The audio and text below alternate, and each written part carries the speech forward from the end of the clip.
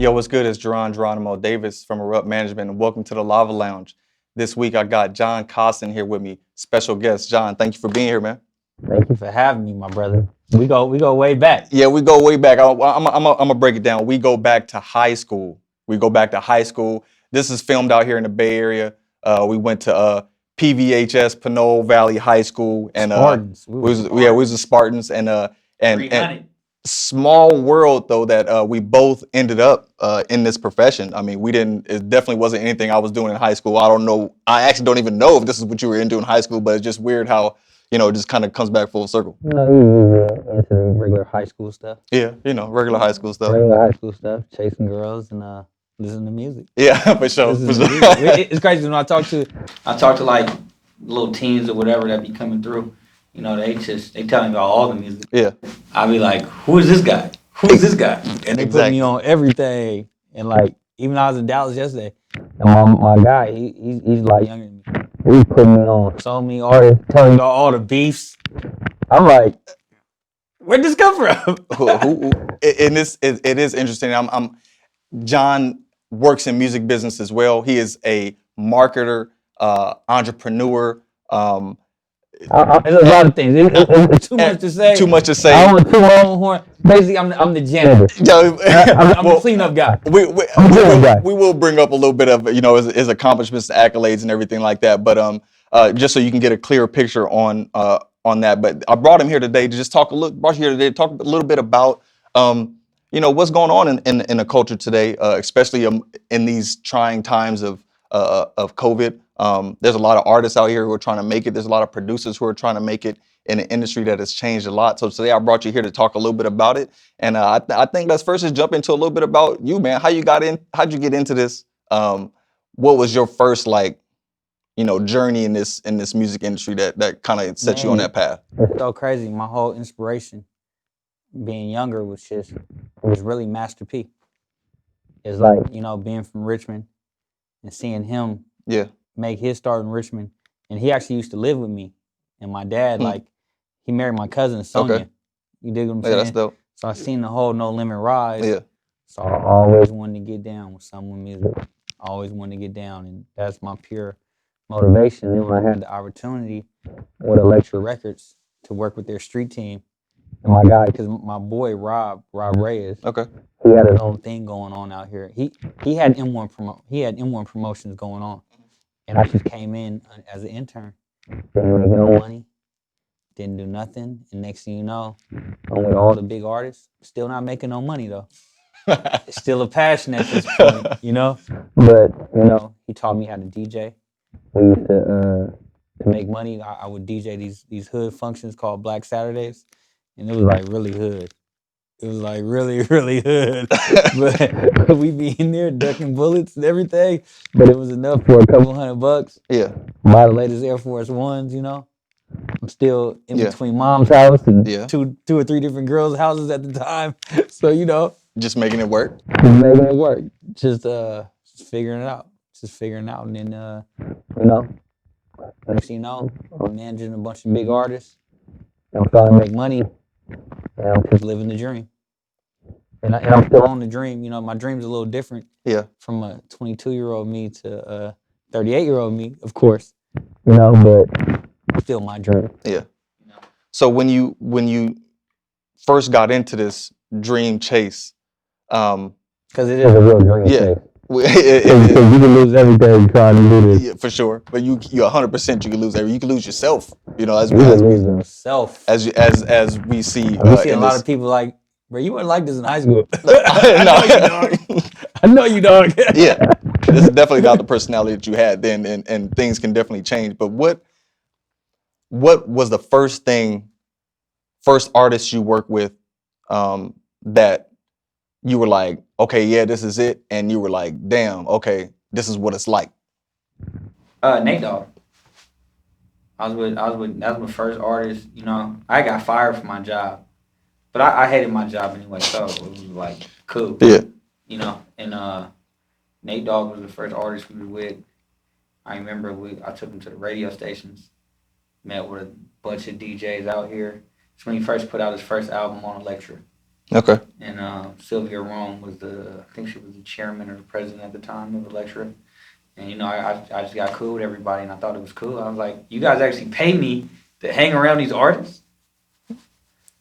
Like, how does this happen? Yeah. You know? And then we got in a shootout that night, and I came back the next day, and I loved it.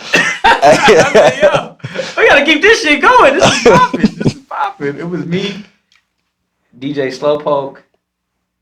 I might have been Jeff and Lonnie with me, too. And we was all like, we was at this club in Jack London called the Oak Tree back in the day. We was with Nate Dogg, and they had a little shootout. Other people had shootouts. Not us. Definitely. Not us. And we was just diving in the cars together. And I was like, yo, I love this. Let's keep this shit going. And, you know? So from there, where did that lead you? That first starting the lecture. What was that? What was the next step in that path? Luckily, the guy I told you about, Rob Reyes, he had other street team accounts too. So I mean, dog, we out there really in the streets.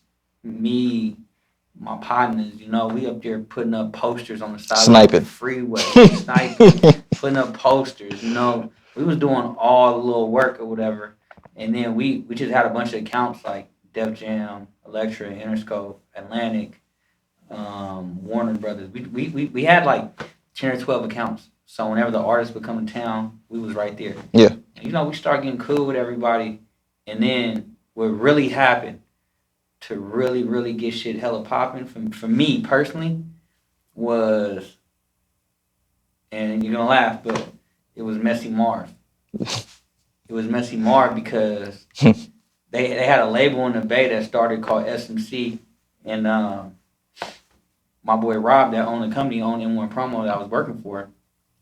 You know, he comes in, and I'm practicing DJing. I remember this. I'm practicing DJing. It was me and DJ Slowpoke and my other boy Lonnie. And he's like, he put on this Messy Marv song. It's called Baby. Yeah. And off his album, Disobey. And he's like, yo, what you think? And I'm like, yo, that shit is whack. But it wasn't whack. It was just like a pop leading record.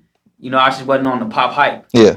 So but then he had another song on there called That's What's Up, right? And I'm like, yo, let's go with that. Yeah. And then we put it on the radio, put it on KMEL. I think I put it on Sacramento radio. Because, you know, we were cool with all the DJs at the time. All the radio We got that popping. And next thing you know, like Mess and the label he was signed to, they just start telling everybody about M1 Promo.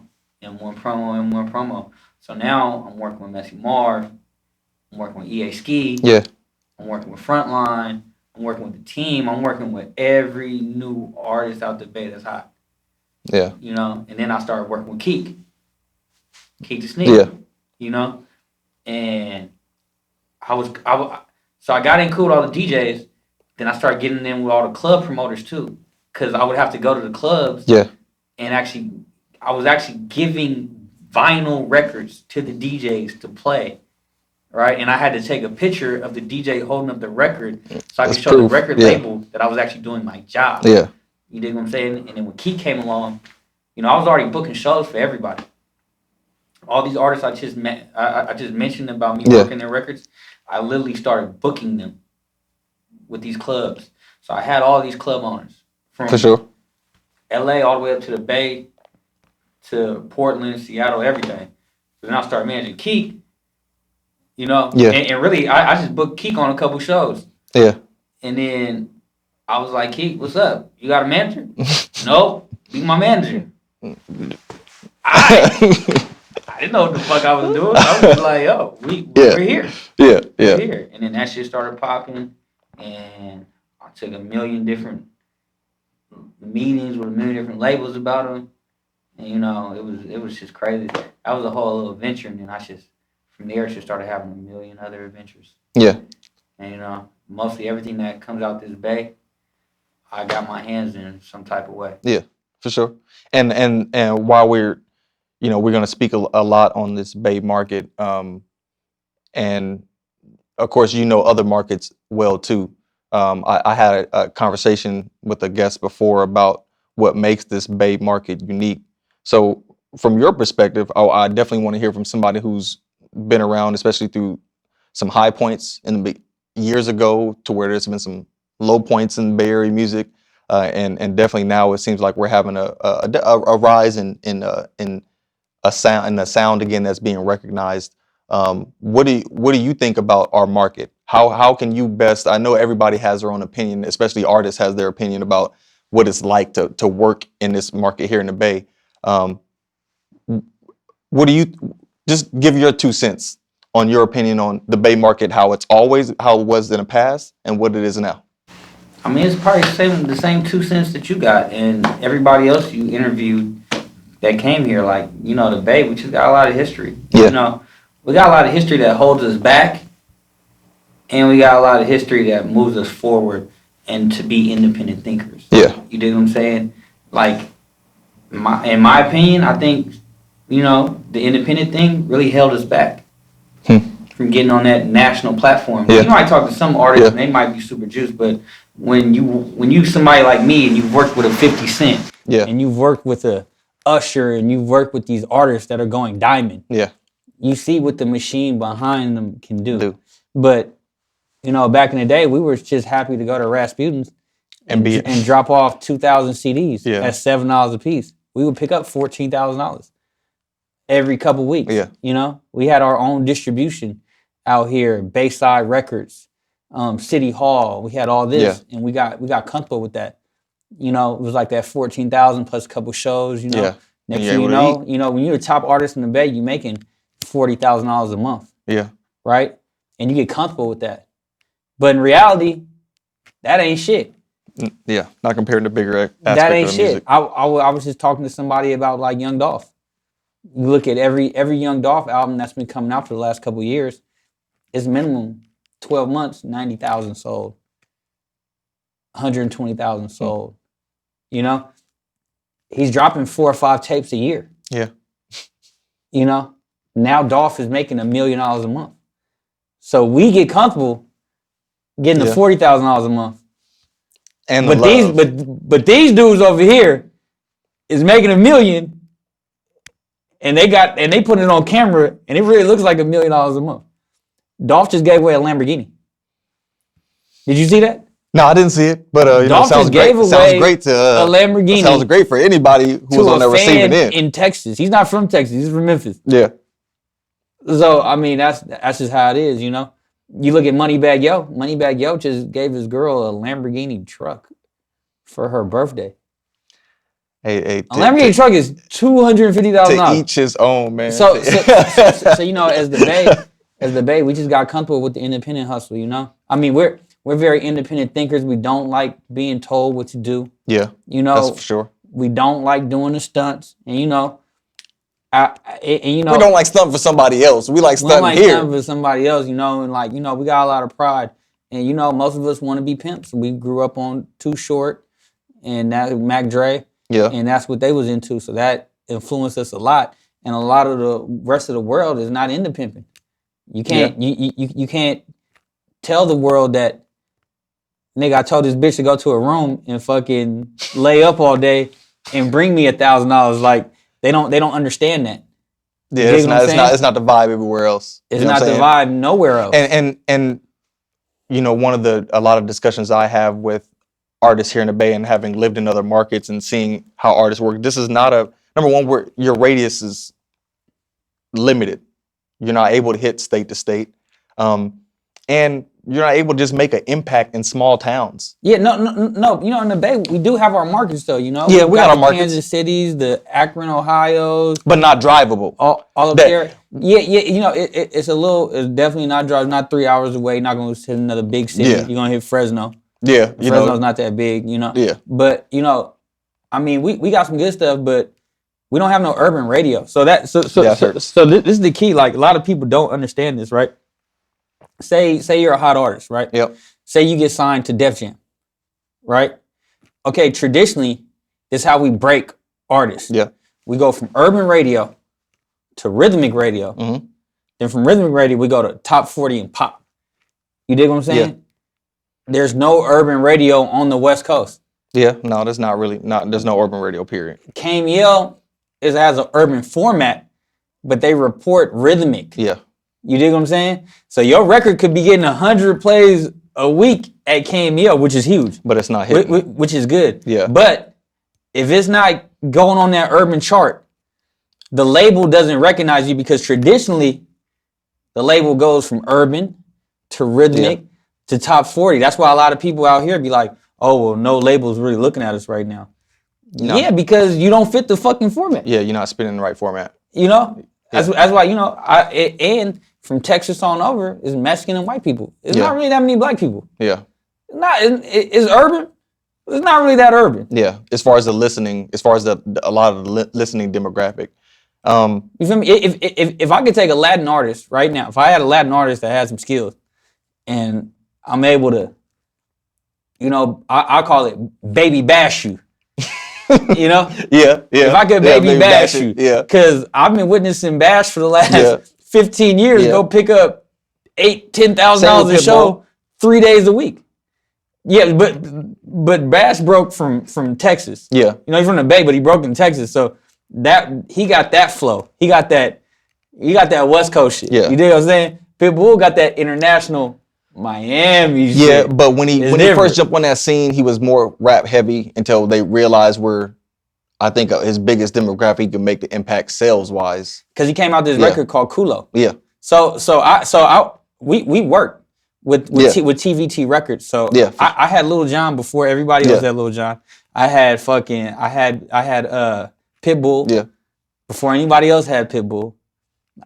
I would say I had Ying Yang Twins before everybody else had Ying Yang Twins, but Ying Yang Twins was actually on Koch. Yeah, before they went to TVT. Man, Koch, I almost forgot about Koch. Koch is now E1. but yeah. So, and even when they were at Koch, I worked with them a little bit, but Koch was more of a independent. True, so Koch they didn't really hire me, but they signed Be Legit. Yeah. Back in the day, so I worked with Koch with Be Legit. So we were always in the Koch family.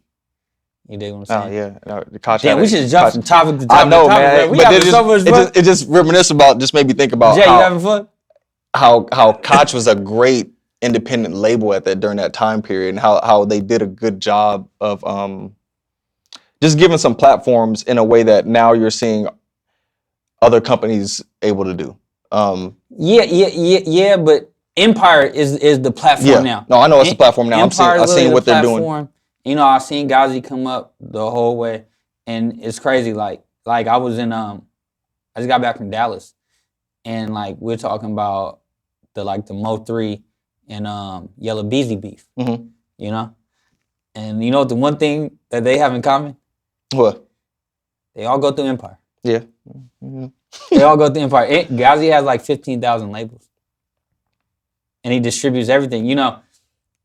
That's the digital world now. Yeah. It's like we don't need to press up CDs and stuff. No, we don't. We don't even really. It's changed it's taken away the tangibility of it. Which is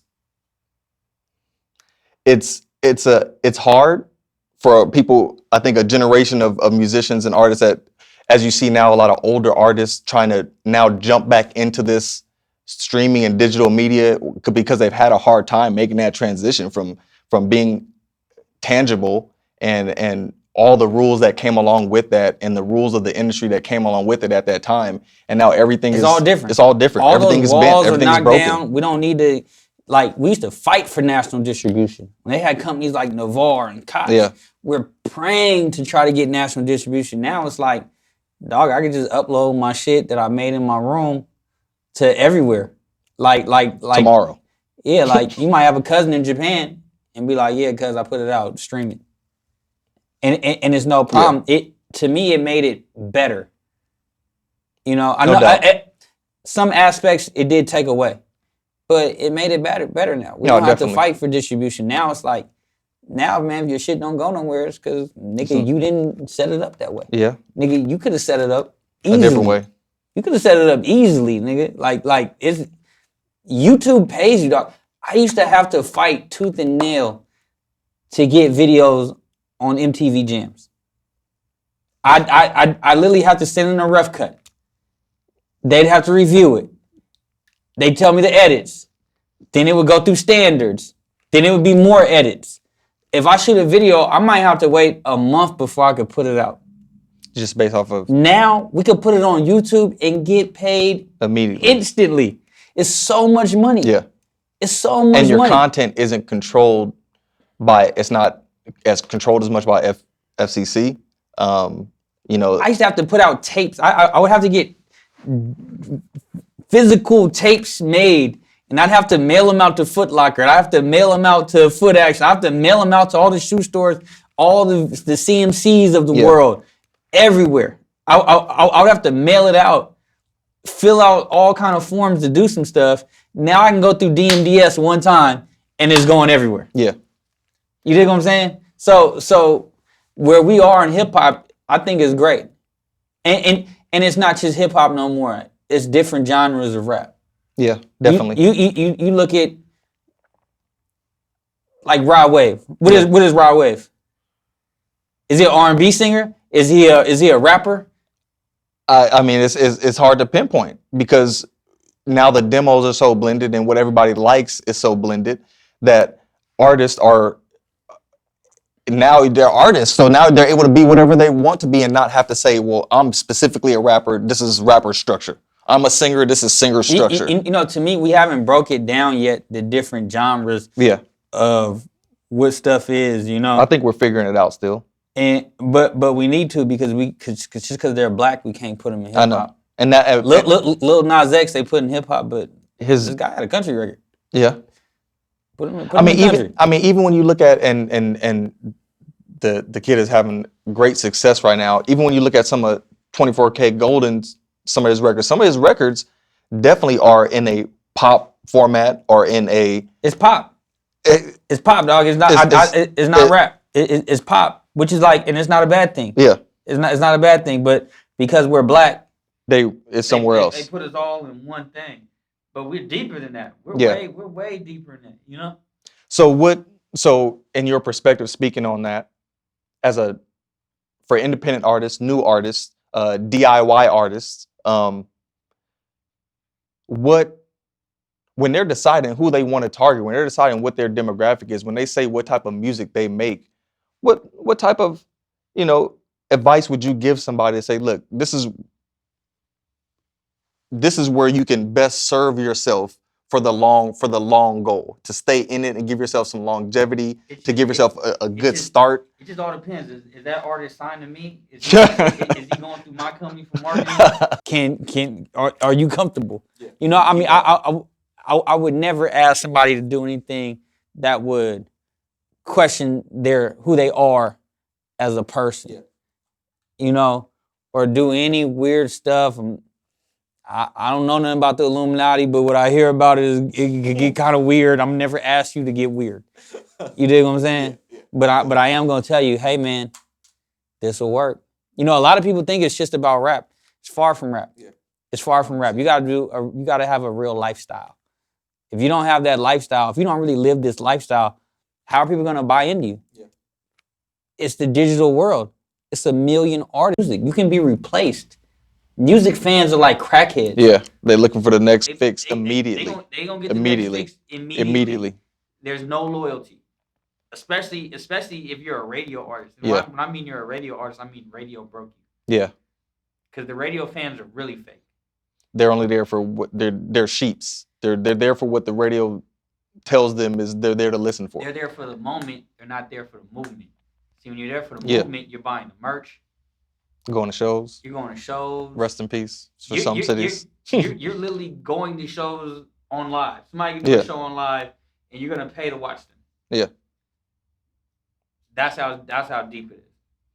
So, what artists, in your opinion, right now, are doing a great job at presenting at whatever level, mid, major, indie, are doing a good job at presenting marketability in their lifestyle, not only in their music? Burner. Oh yeah. They're doing a great job with that, and it has a great product to go along with it. I can't name one Burner song, but Burner's from the Bay. He's my boy. I've been knowing this guy, right? Yeah, for sure. And I just read an article that says he's worth $500 million. In Forbes, I seen this. I seen the article. I seen it. And so I don't know who's gonna do it better. than Burner. Jay-Z could have $1 billion and you know all his songs, you know everything he got going on, right? With Burner, you're not gonna know no songs. But you gonna know everything else. You gonna see 1 million niggas in cookie shirts. Yeah. Doing it big. And he's right out this Bay. That's why I know this Bay shit could be super popping, you know? And you know, he didn't go the traditional route. You know, I tell everybody, man, if you can, man, go sign a major record deal. Yeah. Go sign a major record deal. You know, he kept it independent, did his thing with Wiz. I don't know exactly what they had going on, but he was Taylor Gang. You know, and that was enough of a push to push him to another level. Like it's crazy because I've been seeing that guy forever. Like, and he did the cheat code. He was doing albums with Messy Marv, and he was doing albums with the Jacka. Like he had that lane, and it was literally all stepping stones. Yeah. You know, next thing you know, he's doing his own albums, and his artwork. He's getting the same artwork from for the photo doctor and everything. Yeah. Like all the big dogs doing. Yeah. So it's all steps. And then he took his game when he got with Wiz. You know, I'm pretty sure he showed Wiz some stuff that made Wiz step his game up. Yeah. You know, but that comes from the Bay independent hustle. But I do firmly agree that if you can get a major record deal, go get a major record deal because they have a whole team they could put behind you. And you know, I'm glad you said that, man, because I have been. I talk with a lot of artists, consulting wise, and then just talking. What I see on social media and what we hear from, whether it's big artists, producers, people unhappy with past things and dealings with record labels. There's a lot of bashing of contracts. They're just unhappy because they ain't make no money. You start making, and that money, that makes everything right. You start making money, you start having some success, you know? And so when you say you advise artists if they can't handle it themselves to look for a deal, what kind of support? Most artists can't handle it themselves. I would never tell artists to handle it themselves because, let's face it, most of y'all not CEOs. Yeah. You're not a CEO, dog. And I'm a firm believer if you got to be a great follower before you can be a great leader. So get in the system. Figure this out. Figure out what it takes, you know? Blow up. Go independent afterwards. Yeah. You know? But that machine is a powerful machine. You could be on the label and you could have a record popping. You might not be popping in the States, but you might be popping all over Europe. Yeah, because you got the backing with that label that can put you in position. You might have it going in Japan, but if your ass stayed independent and you just stay local around here, they might not have got a chance to hear your stuff. Yeah, for sure. You dig what I'm saying? Yeah. And you don't even know how to get it out there. So I tell everybody, go follow the leader for a little while. Figure it out, and then step it up. Yeah. There's no magic buttons. No, definitely not. There's no magic buttons. But some hard work and a good team behind you, change your fucking life. So what you working on right now? What do you have going? Is there any artists that you're working with? Is there any companies you're working with? Is it for your own company? What are you working with right now? Locally, you know, I got a studio out here, so you know, I see all the guys coming through. You know, I'm working on that real hard, getting the studio popping. And then as well, you know, I'm the regional for 300. Okay. And I'm working with Capolo with Cinematic too. Okay. I'm doing some consulting for Capolo actually, not Capolo. Capolo. We get that confused sometimes, but Capolo. And you know, I see him having a bright future. Okay. I see him as one of the dudes that, you know, not getting lost in the sauce. Yeah. But you know, I'm the regional over at 300. You know, we put out records all the time. We got T Grizzly over there, Trap Boy Freddy, Young Thug, Gunna, the whole YSL camp over there. Fetty Wap too. You know, we got a bunch of artists. Megan. Yeah. Megan. So we got a bunch of big artists. And, you know, we're going pretty hard. We just dropped a new single with we just dropped Shy Glizzy's album. Okay. Shy Glizzy's album. I always like his sound. He's a fun dude to me. Because he was in DC for a little while. He's a fun dude to me. So you understand that DMV. Nice. Yeah. You understand that DMV. It's real in DMV too. Yeah, for real. It's real. And we just dropped a new Trap Boy Freddy with 42 Doug. I don't know if you're familiar with 42 Doug. Not as familiar with him. 42 Doug is Yo Gotti and Lil Baby's artist. Okay. Yo Gotti's one of my favorites. He's pretty big. Trap Boy Freddy out of Dallas. It's called Samo. Okay. It's starting to blow up. starting to blow up. But you know, I'm just keeping it pushing. You know, man, I'm definitely like, I could have been moved out the Bay. I could have moved to New York, LA. You know, and just really put my feet in there. But you know, I got so much passion for this Bay shit. Yeah. You know, because I grew up on it. You know.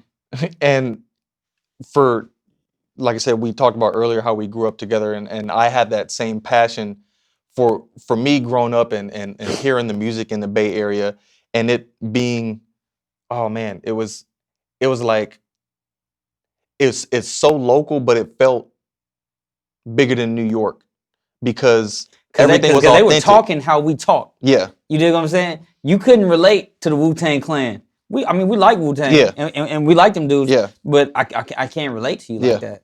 I don't wear Timberlands all day. You feel me? I ain't in the snow. I ain't in the snow. I ain't in the snow. I'm wearing J's and Tommy Hilfiger coats. Yeah. Like it was like, you know, our thing is different. Even LA. You know, when we grew up, LA had a different sound. Yeah. Now LA and the Bay have one sound. Yeah. And Detroit is similar in that as well. Yeah. Detroit, you know, they took a little of our shit, remixed it to make their own shit. A little bit of their vibe. And then, you know, it's a good thing. And, you know, that's what this music culture is all about, man. Taking a little bit from this and adding that. You know, I mean, that's how rap was invented. We used to take James Brown breaks and, you know, especially West Coast rap. That was, I mean, the LA rap, that was all like the P-Funk era. Yeah. You know, they was taking all the Parliament samples. Exactly. Doing all that. So, you know, I you know, a lot of people be like, oh man, they stole this and they stole that. I said, nah, they just took it and polished it. Yeah. It's just revisionist history, you know. Put a little spit in the elbow grease and then they figured it out on their own. Which is, you know, for newer artists, do your research. Just be some advice from me on going back in the history of music to hear some of the sounds that, you know, John was talking about and hear the mixing of sounds in the hip hop music. I tell everybody, man, do your homework a little bit, man. Go listen to some stuff. Yeah. I got people trying to make club records that don't even go to the club. I'm like, how you gonna make club record? You don't go to the fucking club. How does this happen? Yes. How does this happen, yes. Tell me the biggest club record if you don't know what the biggest club record is or the top 5 biggest club records that you can pull up off the top of your head that make you dance and make you move. And you know, you gotta literally be, because I'll hear records and I might not necessarily like them, but when I hear them in the club and I feel that energy, when you see the energy in other people, when I see the energy in other people, then I like the song. Yeah, it changes the whole vibe of it, and especially if you can catch a performance of somebody good, it can a good performance from somebody, excuse me, that will help trigger and visually what we like about music and performing. And even sonically, it's like you need those things, and artists kind of have to figure out a way to piece all of that together. You have to figure out a way to add that lifestyle and personality in the song. It's crazy. They got this artist, right, from LA. I've never heard of him before, right? His name is Bino Radu. And I'm pretty sure I'm pronouncing his name wrong, right? But DJ Rick Lee said he invited me over to go check him out. He played in Oakland, right? Mm-hmm. I'm like, Bino, I guess, Rick, you know, I'd go talk to him about something anyway. Yeah. So I literally would go over there, and it's at the New Parish, and they had like 400 people in there. And they was loving every song, and I felt that energy. Yeah. And ever since then, you know, I started following nigga on Instagram and, you know, listening to all this stuff, and I'm like, damn, this dude is really legit, talented. Yeah. He's really good, you feel me? But I would have never known that until I saw that energy. Yeah.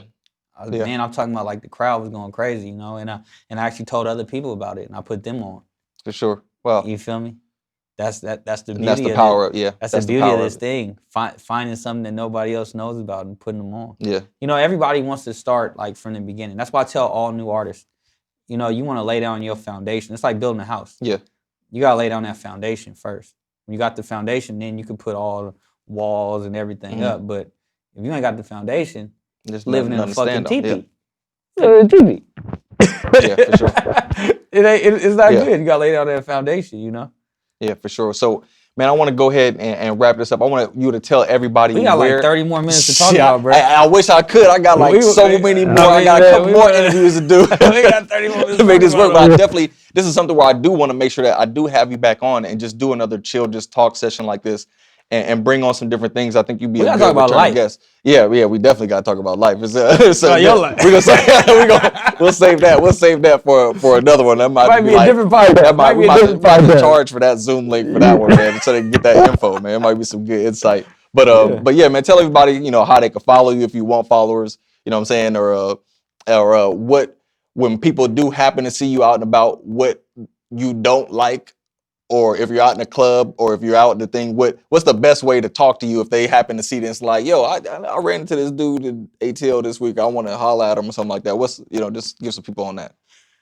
I mean, if you see me with a girl, just let me be. All right.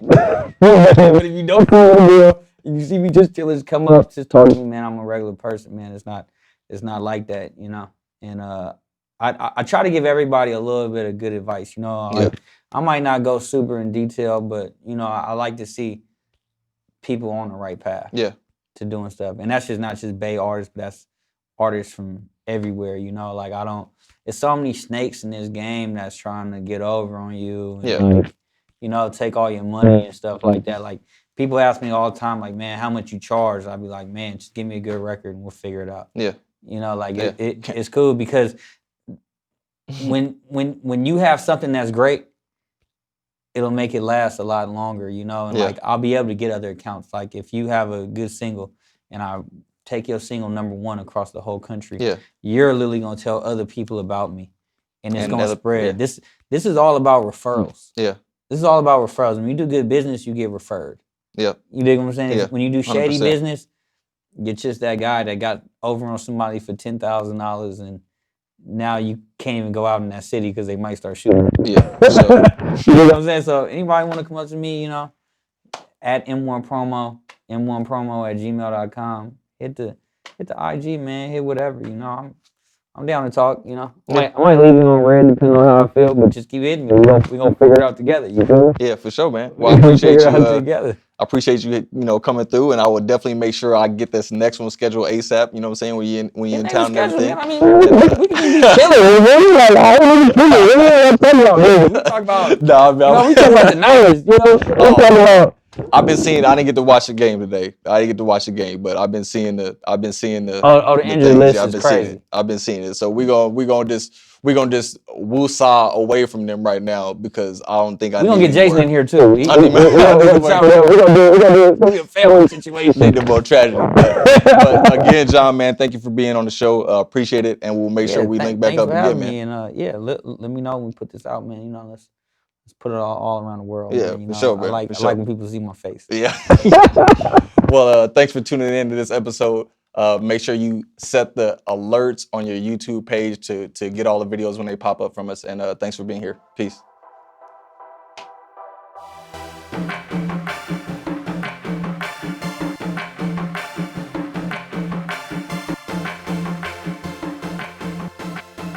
Yo, what's up? It's Geronimo Davis from Erupt Management, and welcome to the Lava Lounge. This week's guest is King Tahoe, here to lay down an in-studio performance for us. Tahoe, man, thank you for being here with us, man. I appreciate it. Thank you for having me. Appreciate that, for real. So tell everybody a little bit about yourself, where you're from, how you got started, making music. Okay, well, first and foremost, I'm King Tahoe from East Oakland, California. I rap, I sing, I songwrite. I've been doing that for a cool minute, probably. I'm 26. I've been doing it for probably like 15 years. What's that? 15 years ago, Chris Brown's first album came out. Okay, bet for sure. Yeah, so that's how we got it popping. It was a good year. That was Chris Brown, Neo, Trey Songz. Sure. So it was hard to not want to sing after that. Yeah, that's dope. And luckily it started to work out for me a little bit. So I straight up, I just to let everybody know, I like this dude's music. I found him through social media. I invited him on the show today to come sing a record, one of the records that I like. And what stood out is that you were singing, some R&B songs, man, like actual R&B songs, not necessarily like, rap R&B songs, but some R&B songs. And then to me, your voice, kind of reminded me of one of the lead singer from Jagged Edge. So it kind of like it kind of put me in a good mode of just remembering R&B music, especially group R&B music and different things like that. So this record, Heartbreak Hotel, it has a good reminiscent feeling for me. So tell me a little bit about this record. First and foremost, it's an honor to get those comparisons, and I appreciate that, bro, for real. I was just writing a record about, as an artist, you deal with individuals in your life, and some come and some go, but there's some that you want to stay, but they can't stay, or you can't stay because you're doing this and that, and it was just like, if it's gonna work, it'll work, but just don't worry about it. And I've always wanted to write a song called Heartbreak Hotel because there's some legendary songs called Heartbreak Hotel, like the Jacksons, Whitney Houston, etc. Yeah. But so I had to get that one done, and it came out real quick. Like I freestyled the most of it, like when I got to the studio and wrote a little bit down, and it did cool. I love it. I'm happy with the success of the song. Yeah, man. And I gotta say, man, like everybody, make sure that you go stream his music. You go check out his videos. I like his content. He has it's our first time meeting, but he's got a cool vibe. So definitely make sure you tune in and check that out. And just tell everybody how they can follow you, what new things you may have coming up. We working on an album, Revenge, coming soon. Follow me everywhere like air at King Tahoe, at KingTahoe. Yes, sir. Oh, real quick. We are in the Bay. How did the Tahoe reference come? Man. We gotta know that. We gotta know that. So when I was younger, I was real fond. You finna get me canceled. But when I was younger, I was real fond of Caucasian women in particular. Okay. All right. And in a pimp culture, in a slang, we got a certain name for Caucasian women per se, so we call them snow bunnies, and it snows quite often in Tahoe, so it just was, I've been once or twice and enjoyed the slopes, but so that's just something I love all women. I want to put that out there for everybody who see. I don't discriminate. I don't hate. I fornicate. That's it. But that's who I am. So, and for the king part, I believe we all kings and queens until we prove ourselves otherwise. Okay. So I just put it together, and it was a name that worked. For sure. Well, thanks for the explanation, man. I'm glad. Actually, it was perfect. So, hopefully, there should be no backlash. I hope. I know things are a little weird today, but it's cool. But yeah, make sure you tune in. Make sure you check out this in-studio performance and check in for our next episode coming soon. Peace.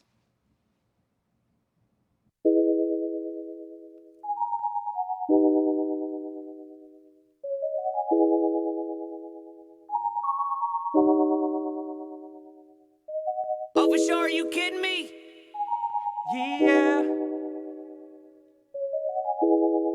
Yeah.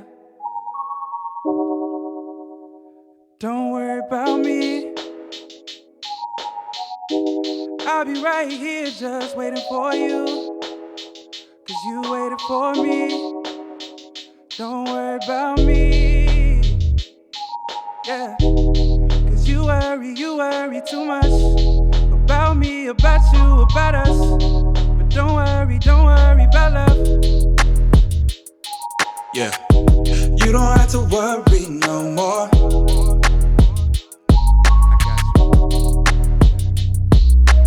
I've been on my own for a minute. I've done things not deserving of forgiveness. You don't ever talk to me, but I don't ever listen. Texting paragraphs every time I go missing. Hard for me to tell you why my thoughts are distorted. I was dating Jordan, cheating on her ass with Jordan. I can't be like them other niggas corny. And I can't be with them cause them other girls are boring. That's why I need you with me even though I can't reciprocate. All I do is function, take the party, I participate. I've been on the juice, they think it's time to rehabilitate. You say you're moving on, conversation saying that you can't. I don't wanna confuse you, I don't. If I say I'm not gonna lose you, I won't. If you say you don't wanna leave, then don't go. If you don't want my heart as your house, then go. Don't worry about me, baby. I'll be right here just waiting for you. 'Cause you waited for me. Don't worry about me. Yeah. 'Cause you worry too much. About me, about you, about us.